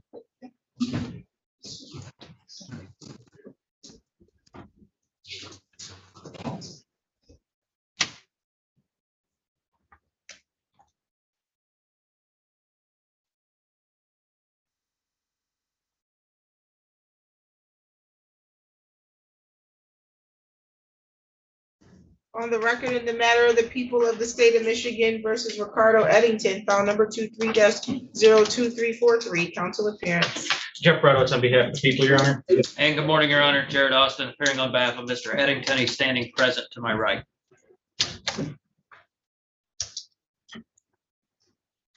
Okay. These are review data. Today's the date and the time that was set for preliminary examination. How are we proceeding? Yes, Your Honor, at this time, the people have had conversations with the defense. The people have subpoenaed their witnesses. One of the witnesses has appeared. One of the witnesses has not. However, I did have contact with the one witness yesterday. She indicated to me that she had a neurologist appointment that was set at the same time of 9:30 today. That has been set since February, and if she were to reschedule that, she would have to wait until next year in order to get another appointment. She was not served in this matter until Tuesday. And as I said, she let our office know about this yesterday. But as I also stated, the officer who responded in this matter is here. So the people would request an adjournment in order to allow the complaining witness to appear and to run this preliminary exam all at one time. However, the people are ready to proceed if necessary, Your Honor. Counsel. Thank you, Your Honor. Mr. Brodowitz made me aware of that, as he stated. I've also spoken about that with Mr. Eddington. They do have a law enforcement officer witness here, so I believe that they could at least start the exam today if need be. However, I think the court may be likely to find good cause for the civilian complaining witness due to the medical appointment. So I think the likelihood is that we're going to be coming back on a different day to either start or complete the exam. My preference would be, Your Honor, if that is the case, to just do it all at the same time. So with that being said, Your Honor, not Mr. Eddington that would be making the request to adjourn the preliminary examination. Would be the people's request for good cause. I would not be making a formal objection to that request. I would leave it at the court's discretion. Yeah, I really don't like to begin and then continue exams. I think it's best if we could run them all at one time. And the witness, it sounds like she's interested in proceeding, just had a medical appointment that was previously scheduled. So because of that, I will grant the request to adjourn. I'm going to find good cause to go beyond the 21-day timeline.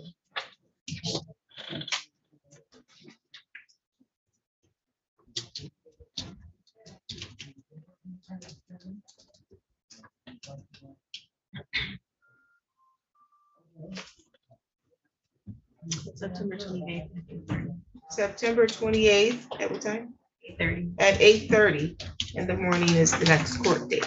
Any questions today, sir? Okay. Any additional matters for the record, counsel? Nothing from the people, Your Honor. Nothing additional back, Mr. Eddington, Your Honor. Thank you. Thank you. We're off the record. Do we know what happened with Ms. Donnelly and David Larson? I was at 9 o'clock. I seen Ms. Donnelly, but then I didn't see her. What about Courtroom? Kristen is going to be a plea, Your Honor. Doing a vice surprise.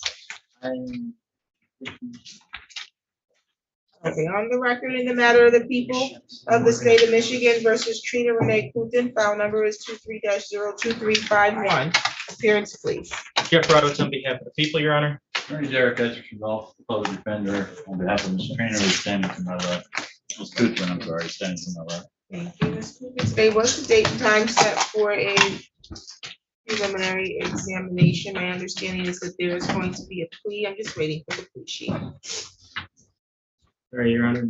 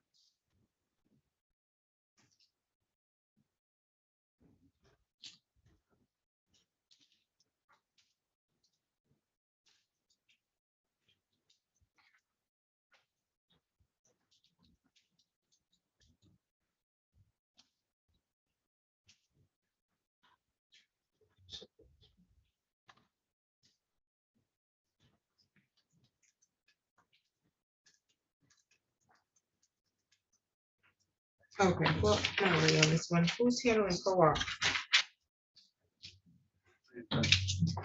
Okay, does she have an attorney? Mr. Harris. On the record in the matter of the people of the state of Michigan versus Desiree Co-op, file number 23-02470. Council appearance. Andrew Stevens on behalf of the people. Okay, Ms. Co-op, can you hear me? Yes, I can. Okay, Ms. Cook, today was the date set for your probable cause conference. You are currently scheduled for a preliminary examination before Judge Cynthia Ward on August 25th in person at the court at 9:30. You did make a request for court-appointed counsel. However, you were denied due to the lack of indigency. Do you understand that? What is, if you don't mind me asking, what is ended? Absolutely. That means you make too much money to get a court-appointed counsel. So you have a couple of options. You can appeal the denial, or you can hire a private attorney, or you can waive your right to counsel and represent yourself. Do you want to appeal the denial? If, I'm sorry, but can you let me know what that means also? So the public defender's office denied your request for them to represent you. So you can file an appeal if you believe that they got that wrong and you believe that you don't make enough money to hire an attorney, and or if your financial situation has changed since August 6th when you originally requested. Okay? Okay. I feel like that I could get an attorney with the court, because I guess I really wouldn't even know how to I don't have any So you wanna- information. You do I don't want to have- appeal the denial? Yeah, I could, please. Did she just contact your office to do that? Okay, you would just need to contact the public defense office so that you can follow your appeal, okay? Okay, Okay, do you need their number? yes, please. Okay, what is the number that she needs to call? Do we know? I can give it to you, Your Honor. Thank you. 517 517 679 679 2979. 2979, okay, That's ma'am? our main line. Okay, I got it. Okay, so at this time, we'll continue to examine, but we'll treat it as a PCC so that we can address your need for counsel, okay? Okay. You might want to, Judge, I think you might want to explain why she looks a bit confused. Okay, today Well, was your problem. I'm sorry, what's your question? No, I am a little confused on some of the words that you use, so I don't know. No, reasonable. Today is your PCC, which is your probable cause conference, so that's what you're here for today, okay? But because you don't have an attorney, no one's received discovery on your behalf, no one's received any potential offers on your behalf or negotiated anything on your behalf. And then next week, you were scheduled to have a preliminary examination, which is when you would require the prosecution to put on evidence to establish if they have sufficient probable cause that a crime was committed and sufficient probable cause to charge you with the crimes. But because we can't meaningfully conduct your probable cause conference today because we're trying to figure out if you're going to get counsel or not, we're going to you're gonna come next week, but we're gonna do the same thing we did today, which is a probable cause conference, okay? Oh, okay, yeah, but in person. Yeah, yes, it'll be in person, and then you have the right to have your examination within 21 days. And because you don't have an attorney, the judge will need to address that 21-day timeline next week when you come, okay? Okay, but I should get an attorney.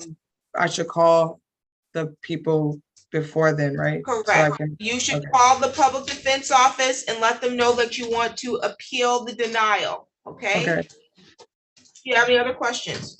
I don't have any questions at the moment, no. Okay, bond was set at 2,500 personal recognizance. Counsel, any other issues for the matter, the record? Nothing from the people, Judge. Thank you. Thank you. You're all set, Ms. Caldwell. You'll see Judge Ward next week, okay? Okay, thank you.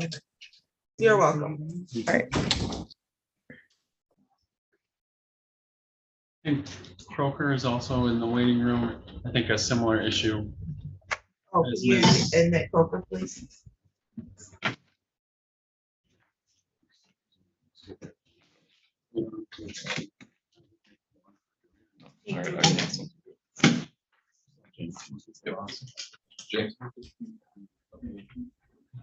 Domestic.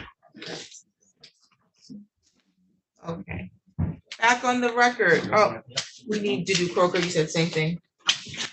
Yes. On the record in the matter of the people of the state of Michigan versus Christopher Croker, file number is 23-02469. Appearance, please. Andrew Stevens on behalf of the people. Mr. Croker, can you hear me?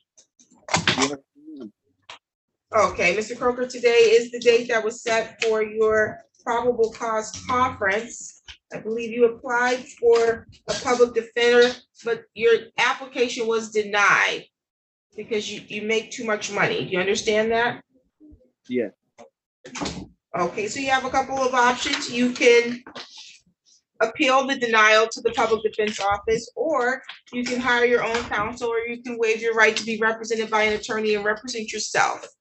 Did you want to try to appeal the denial first? Yeah, sure. Okay, Sounds so, like- okay, you would need to contact the public defense office and then make them aware that you wanted to file an appeal, okay? Okay. You need their number? Can I Google it? You absolutely can Google it. Then yeah, I'm good. Okay, wonderful. So you're gonna appear before Judge Ward next week for your preliminary examination, but you won't be running the preliminary examination because you're still working out details regarding your representation. So you're gonna have another probable cause conference next week, and then she'll address your timeline for your exam at that time, okay? Okay. Do you have any questions? No, I don't believe so. Any additional matters for the record, counsel? Nothing from the people. Thank you, Judge. You're all set, Mr. Croker. Awesome, thank you. You're welcome.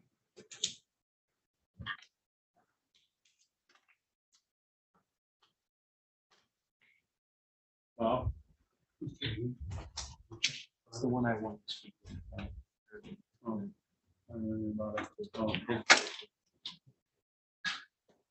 We have a, sorry. I don't want to read any emails. Okay. Let's just go talk. We have just a second on one, Judge. Well, we're gonna do Kristen. This is your, Yes. Okay. yeah, okay. On the record, in the matter of the people of the state of Michigan versus Trina Kristen, I do have a plea sheet here. Ms. Kristen, it says that the people have offered for you to plead guilty to count 2 of domestic violence. And in exchange, they're going to dismiss count 1, which is assault with a deadly weapon. There's a killer brew of no upfront jail, and there's no objection to sentencing under 769.4A. Is that a complete and accurate offer? Yes, Your Honor. Okay, you understand that offer, ma'am? Yes, ma'am. You wish to accept that offer today? Yes, please. Please raise your right hand. Do you solemnly swear or affirm the testimony you're going to give is the truth and the whole truth under the penalty of perjury? Yes. Thank you. You can put your hand down. Mr. Croker, you're free to go. Thank you. You're welcome. Okay, and so I have an advice of rights and plea information sheet with today's date on it. There's a signature at the bottom. Is that your signature? Yes, ma'am. Did you read this document? Yes, I did. You understand each of the rights listed here? Yes. Do you have any questions about any of these rights? No. Are you willing to give up each of these rights in order to accept the plea offer? Yes. So that means you understand that you have the right to proceed to a trial and you have the right to a jury trial, correct? Correct. You understand that you have the right to the presumption of innocence. So you're innocent until proven guilty. And you have the right to require the prosecution to prove your guilt at trial by proving each element of the charges being brought against you beyond a reasonable doubt. You're willing to give up those rights? Yes. You have the right to confront, cross-examine, or question any other witnesses the prosecution intends to call against you in court. You have the right to call your own witnesses to trial or present evidence that you believe further a defense of the charges being brought against you. You're willing to give up those rights? Yes. You have the right to remain silent at trial and not have silence be used against you. You understand that? Yes. And you're willing to give up that as well? Yes. Anybody threatening you to get you to waive your rights and plead guilty? No. Promises being made to you in exchange for a guilty plea? No. Are you currently on probation or on parole? No. You understand that a guilty plea can result in a conviction that you may need to report to your employer? Yes. You also may have this could result in a conviction that may have impact on any travel or immigration status that you may be seeking. Do you understand that? Yes. Like you might want to go to Canada and this could affect that. You understand that? Okay. You know you don't want to go to Canada? Okay. I mean, it could happen. Canada's not the only place. I just want I know to it. make sure you've considered your options, okay? And then also, you understand that you can't later return and say that you pled guilty because you did so under coercion or duress. Is anybody promising you anything to get you to waive your rights and plead guilty? No. Any threats being made to you if you plead guilty? No.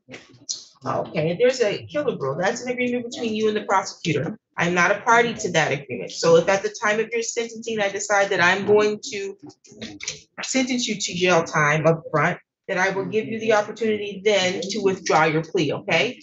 Okay. Okay, and then 769.4A is a special status that would make this conviction non-public if successful in a term of probation. We don't know that you'll get that yet. We'll find out at the time of your sentence, okay? Okay. Do you have any questions at this time? No, ma'am. As to the charge of domestic violence, do you plead guilty, not guilty, or stand mute? Guilty. Are you pleading guilty because you believe you're guilty? Yes. A factual basis, please. Thank you, Your Honor. Ms. Trina, I will draw your attention to August 1st, 2023, where you had 2920 South Washington, apartment 303. Yes. And that's in the city of Lansing, Ingham County, state of Michigan. Yes. And at that time, you made contact with a Fred Ash, correct? Yes. He was at that address and he is a former resident, or someone you had a dating relationship, correct? Correct. And he is your husband or Boyfriend. boyfriend, okay. That time you and him had some type of argument, correct? We did. And during the argument, you pushed him, correct? Yes. And you didn't act, or he didn't consent to being pushed and you didn't act in self-defense, correct? Right. Thank you. Any questions from the prosecution? Nothing from the people, Your Honor. Thank you. Today, I'm sorry, let's see.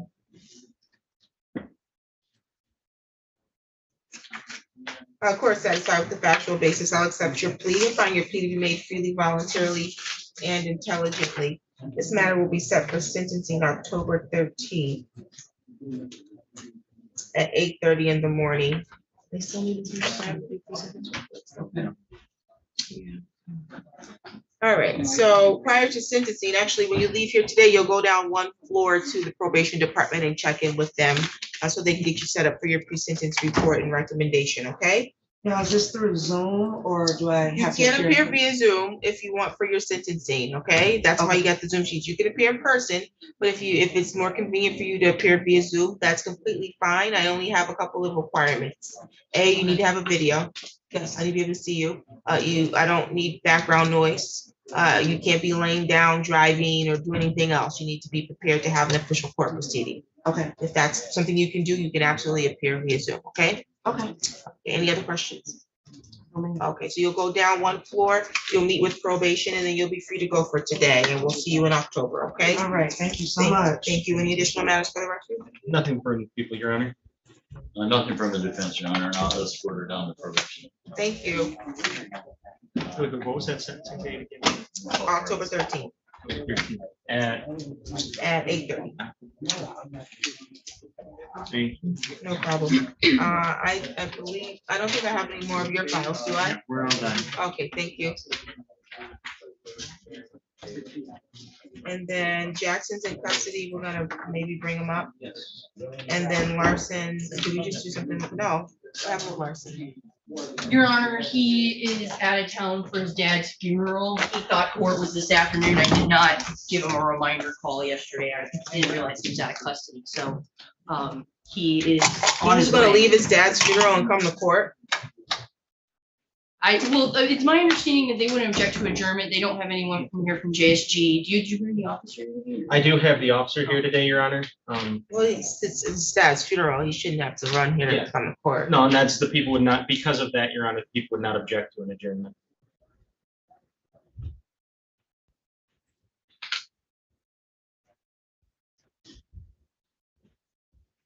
Okay, we'll reset these. October 6th, at 8:30. October 6th at 8:30. Thank you, Your Honor. Thank you.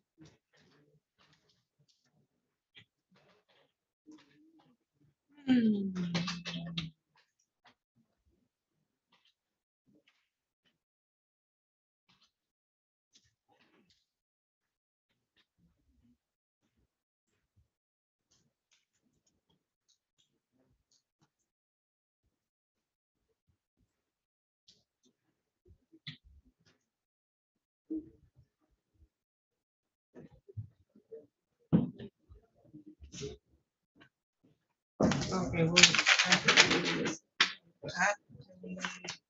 We just did Larson, Jackson's in custody. And then is Mr. Silverman here with Mr. Rigney? We don't know.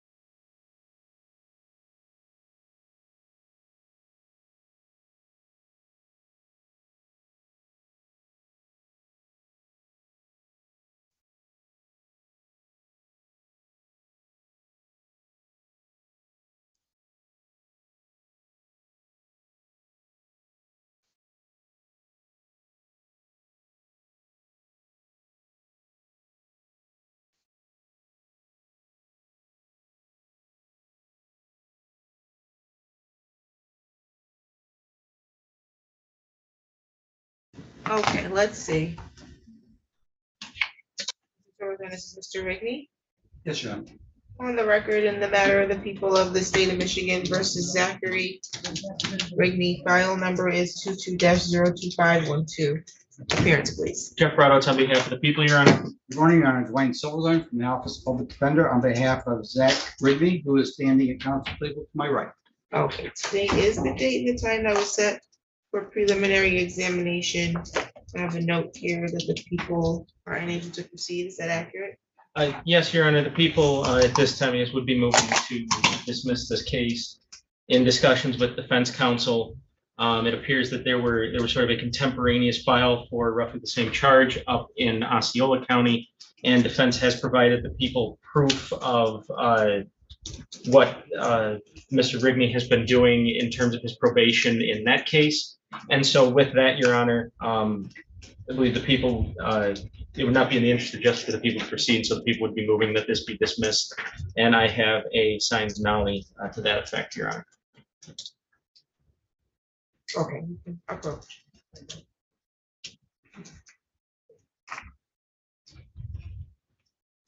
Okay, so the people are moving to dismiss without prejudice. So that does mean that they have the right to reissue the charge against you. You understand that? Yes, Your Honor. Do you have any questions at this time? No, Your Honor. We'll get you a copy of this, okay? Thank you, Your Honor. No problem. Any additional matters for the record, counsel? Nothing from the people, Your Honor. Nothing from the defense counsel. Thank you, Your Honor. Thank you.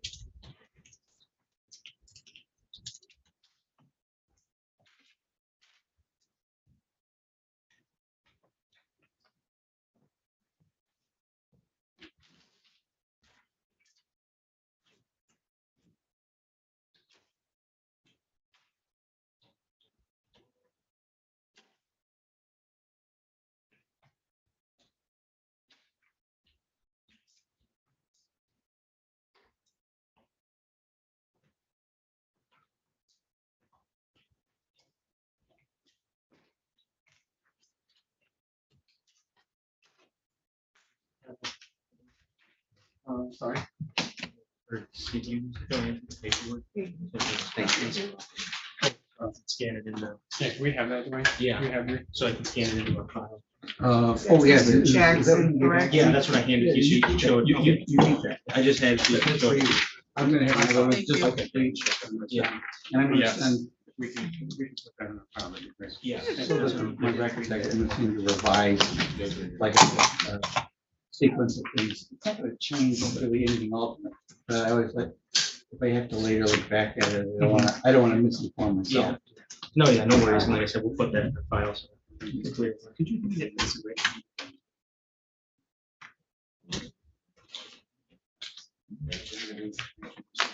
Is it gonna be a plea for Jackson? Yes, Your Honor. You have a plea sheet? Please. Yes. Permission to approach? Yes, thank you. Yeah, sorry, that was the first one I filled out. I had two of them to do and I Oh. misjudged which one needed to be first. Okay, so no exams. huh?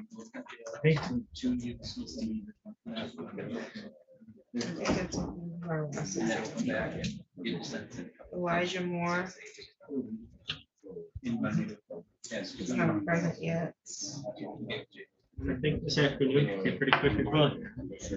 So, well, for me, for myself. not for Okay. the subject. I apologize. I missed. I know I have 3 more pages. Yeah. Well, that's normally like I'll black out everything that I don't need to worry about. And I look through this here and I'm like, I could have saved a lot of training. Yes. A lot of stuff.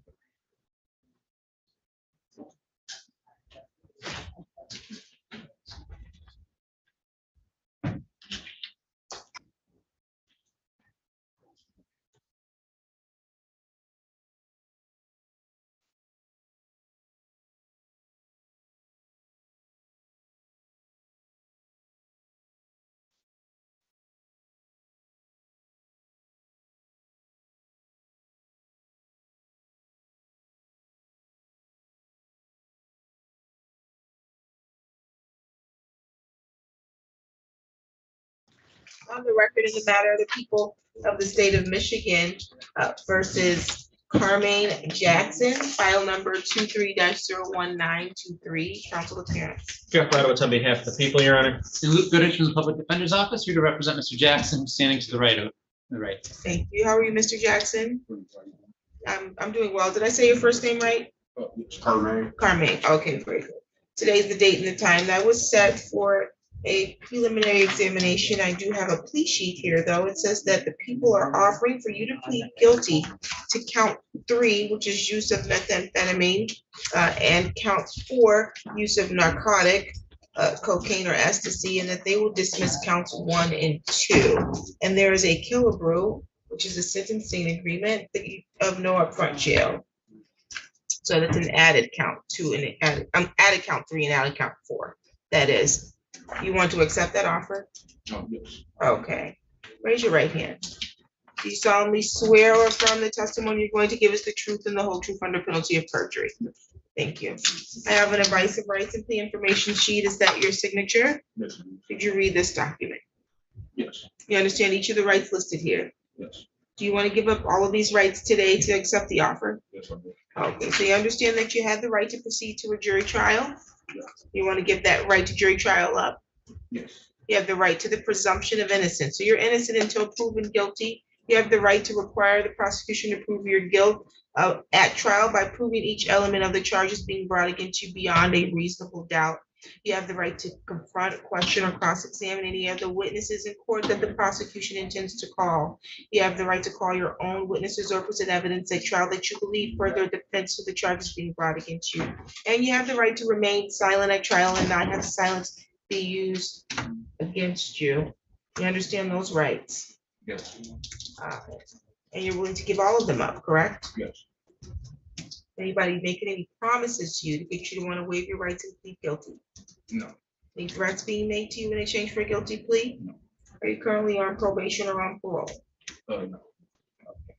Well, I'm on probation, but no, actually they revoked, so no. The probation's been revoked, okay, because if you were on probation, which you were at the time of your arraignment, then that means that a guilty plea could have impact on your probation status, but it sounds like your probation is already revoked, correct? Yeah, correct. Okay, and that's why you're in the custody of Clinton County? Yes. Okay, and you understand that a guilty plea could result in a conviction that you may need to report to your employer or to a future employer? Yes. And a guilty plea could also result in a conviction that may have impact on immigration status that you may be seeking or your ability to travel to certain places. You understand that?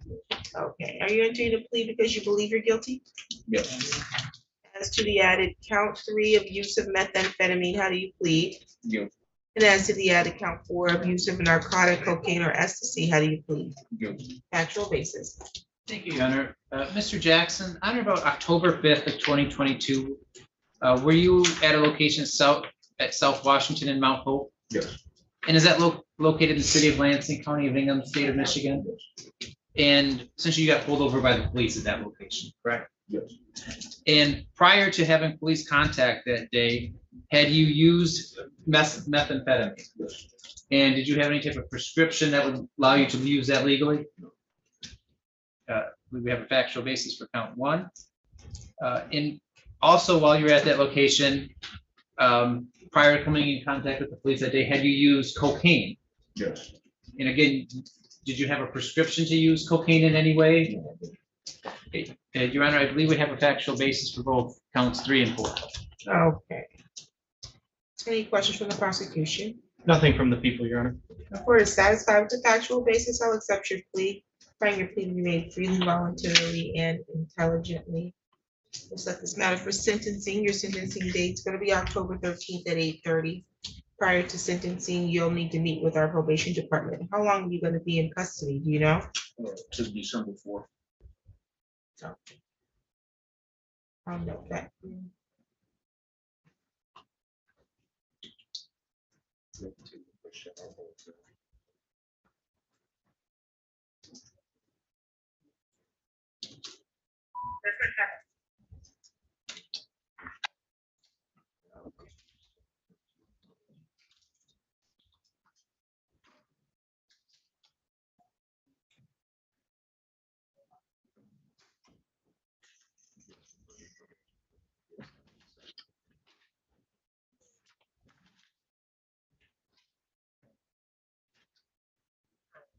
I'll note that so that our staff can make arrangements for them to meet with you and then for you to do a substance abuse assessment while you're in custody. Okay, are you getting any treatment while you're there? No. Okay. Any additional matters for the record today? Nothing from the people, Your Honor. Your Honor, we would like to address bond in this case. Mr. Jackson was originally, I believe, given a 2,500 10% bond. He posted that bond so that he could go to Clinton County and take care of his matter there. At this point, he's going to be serving a sentence from there, so we would ask the court to revoke his bond in this matter at this time, so that he can begin receiving credit for the time he's serving. We'll revoke the bond.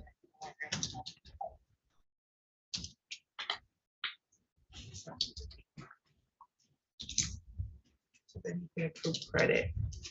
Let's see. Any additional matters? None, Your Honor. Okay, we'll see you on October 13th, sir. Thank you. Thank you.